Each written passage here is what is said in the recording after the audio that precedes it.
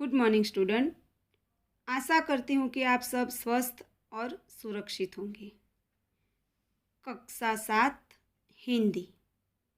आज हम हिंदी में व्याकरण समझेंगे। हिंदी व्याकरण में आप सर्वनाम, विशेषण, काल, वचन आदि पढ़ चुके हैं। तो आज हम व्याकरण में संज्ञा सीखेंगे, जिसे आप अंग्रेजी में नाउन कहते हैं और गुजराती में भी आप संज्ञा सीख चुके होंगे।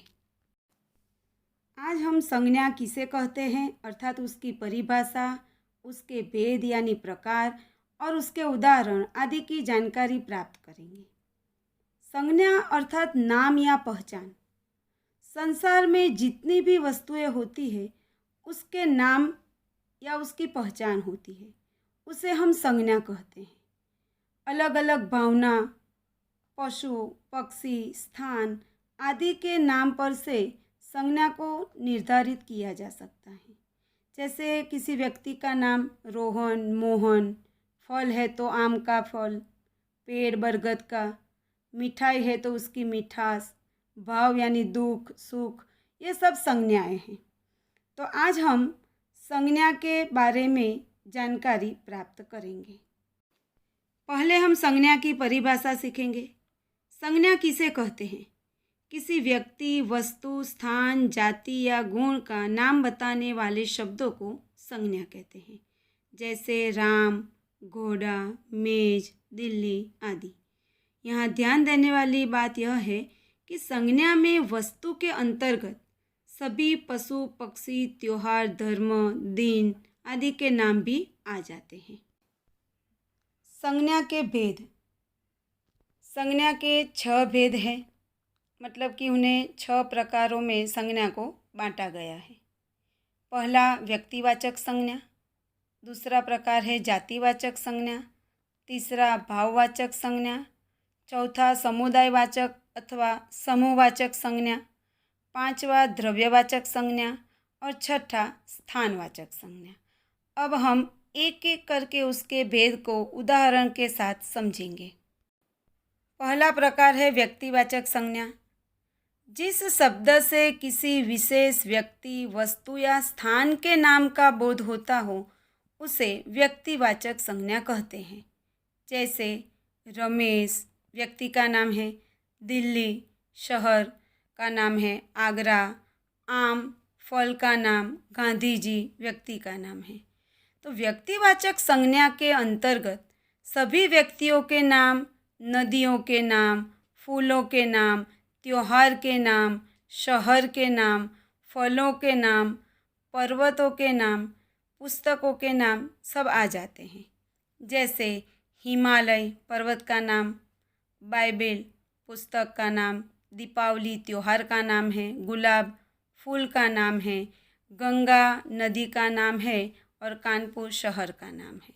अब इसके उदाहरण हम देखेंगे। पहला उदाहरण, ताजमहल हमारा प्रसिद्ध दर्शनीय स्थल है। यहाँ पर ताजमहल व्यक्तिवाचक संज्ञा है क्योंकि वह इमारत का नाम है। दूसरा उदाहरण, गांधी जी हमारे देश के राष्ट्रपिता हैं। तो यहाँ पर गांधी जी व्यक्तिवाचक संज्ञा है क्योंकि व्यक्ति का नाम है। तीसरा उदाहरण, अमित बहादुर लड़का है। तो यहाँ पर व्यक्तिवाचक संज्ञा अमित है क्योंकि लड़के का नाम है अमित। अब दूसरा भेद है जातिवाचक संज्ञा। तो जातिवाचक संज्ञा किसे कहते हैं? जातिवाचक संज्ञा से हमें किसी जाति का पता चलता है। समग्र जाति का बोध कराने वाले शब्दों को हम जातिवाचक संज्ञा कहेंगे। जैसे बच्चे, पुस्तक, पशु, फूल आदि। अगर हम कहें कि मुझे फल पसंद है तो इस वाक्य में फल शब्द है वह जातिवाचक संज्ञा है क्योंकि यहाँ निश्चित नहीं है कि कौन सा फल पसंद है। लेकिन यदि हम ऐसा कहें कि मुझे केला पसंद है तो यहाँ केला शब्द व्यक्तिवाचक संज्ञा है क्योंकि निश्चित है कि मुझे केला पसंद है। अब जातिवाचक संज्ञा के उदाहरण। पहला उदाहरण है किसान खेती करता है। तो यहाँ पर किसान शब्द है वह जातिवाचक संज्ञा है और यह शब्द समग्र जाति का बोध कराता है। जो किसान है वह खेती करता है। दूसरा है मोर के पंख रंग बिरंगे होते हैं। तो यहाँ मोर शब्द जातिवाचक संज्ञा है। जो मोर है तो समग्र मोर जाति के लिए यह शब्द सूचित करता है। लड़के खेल रहे हैं, तो यहाँ पर लड़के शब्द जातिवाचक संज्ञा है। अब तीसरा प्रकार है भाववाचक संज्ञा। जिन शब्दों से हमें किसी व्यक्ति या वस्तु के गुण, दोष, उसकी दशा के विषय में या किसी के मन के भावों के बारे में जानकारी मिले, उसे हम भाववाचक संज्ञा कहते हैं। जैसे मिठास, कड़वाहट, वीरता, ईमानदारी, खुशी, दुख, बचपन, बुढ़ापा आदि। मिठास यानी किसी वस्तु के गुण के बारे में बताता है। वीरता किसी व्यक्ति के गुण के बारे में। खुशी मन का भाव है। बचपन बुढ़ापा अवस्था है। तो यह सारे शब्द भाववाचक संज्ञाएं हैं।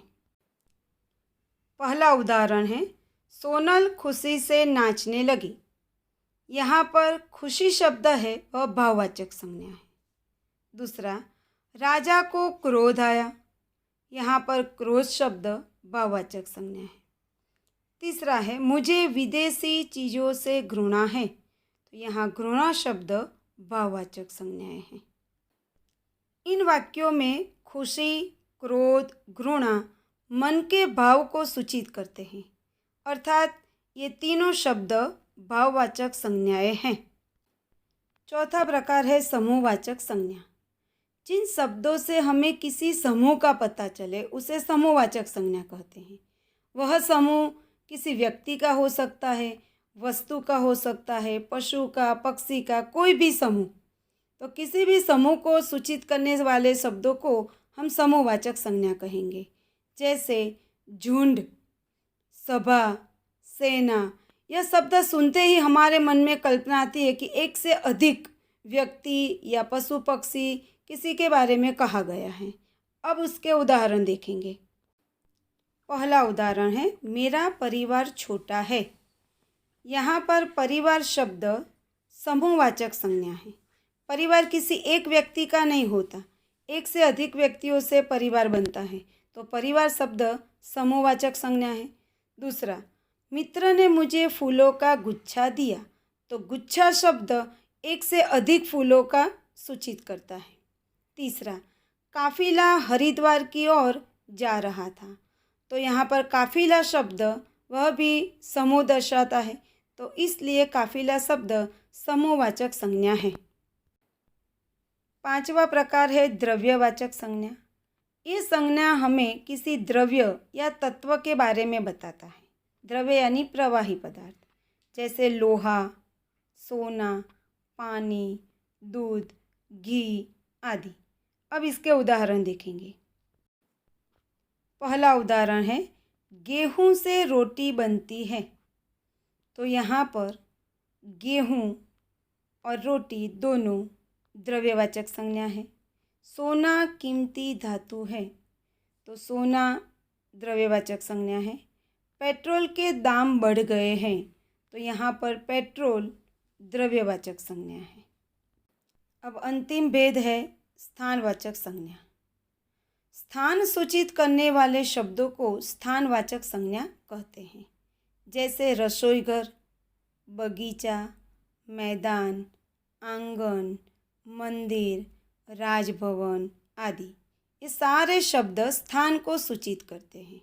जैसे उदाहरण, माँ रसोईघर में है। तो रसोईघर स्थान को सूचित करता है। माँ कहाँ है?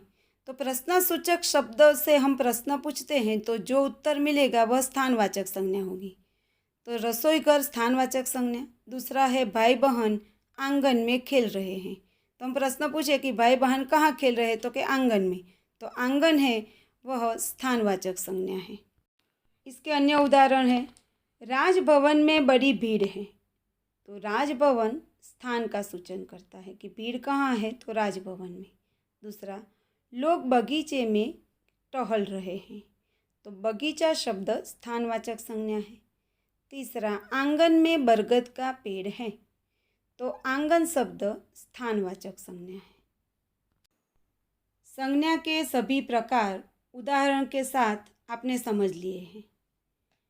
अच्छी तरह से किसी भी वाक्य आपको दिया गया हो तो उसे अच्छी तरह से पढ़ना है, उसके शब्द के अर्थ को निकालना है, तब आप आसानी से संज्ञा के प्रकार को पहचान सकेंगे। अब परीक्षा में आपको कैसे पूछा जाएगा कि संज्ञा के प्रकार लिखिए, मतलब कि जो भी संज्ञा है उसके नीचे रेखा खींची गई होगी। यहाँ पर भी जो वाक्य दिखाई देते हैं उसमें जो जो संज्ञा है उसके अंदर जो संज्ञा है उसके नीचे रेखा खींची गई है। अब हम उसके प्रकार समझेंगे। पहला उदाहरण है, गंगा की पवित्रता सर्वमान्य है। तो कई बार वाक्य में एक से अधिक भी संज्ञा हो सकती हैं और एक ही प्रकार की दो संज्ञा भी हो सकती है, अलग अलग प्रकार की भी दो संज्ञाएं हो सकती है। कोई व्यक्तिवाचक हो, एक जातिवाचक हो, कई बार एक जातिवाचक हो तो दूसरे द्रव्यवाचक हो। तो आपको यह प्रकार पहचानने हैं। तो पहला वाक्य, गंगा की पवित्रता सर्वमान्य है। तो गंगा शब्द नदी का नाम है, इसलिए गंगा व्यक्तिवाचक संज्ञा है और पवित्रता भाववाचक संज्ञा है। दूसरा, अनंत कोलकाता में रहता है। तो अनंत व्यक्ति का नाम है, लड़के का नाम है, कोलकाता शहर का नाम है। तो दोनों नाम है इसलिए व्यक्तिवाचक संज्ञा है। तीसरा, सभा में कई लोग इकट्ठे हुए। यहाँ पर जो रेखा खींची गई है वह सभा के नीचे खींची गई है, तो उसे प्रकार हम पहचानेंगे कि सभा शब्द सुनते ही पढ़ते ही हमारे मन में कल्पना होती है कि एक से अधिक व्यक्तियों की बात है, तो समूहवाचक संज्ञा है। चौथा उदाहरण, हिमालय ऊंचा पर्वत है। यहाँ पर हिमालय और पर्वत के नीचे रेखा खींची गई है। हिमालय पर्वत का नाम है इसलिए व्यक्तिवाचक संज्ञा है और पर्वत जातिवाचक संज्ञा है। पांचवा, चाय में शक्कर कम है। यहाँ पर चाय और शक्कर के नीचे रेखा खींची गई है। खाने पीने की या कोई प्रवाही पदार्थ हम द्रव्यवाचक संज्ञा में रखते हैं, तो यहाँ पर चाय और शक्कर द्रव्यवाचक संज्ञा है। संज्ञा के इस वीडियो को आप ध्यान से 2 बार देखना, समझना, फिर CW में लिखना। Thank you.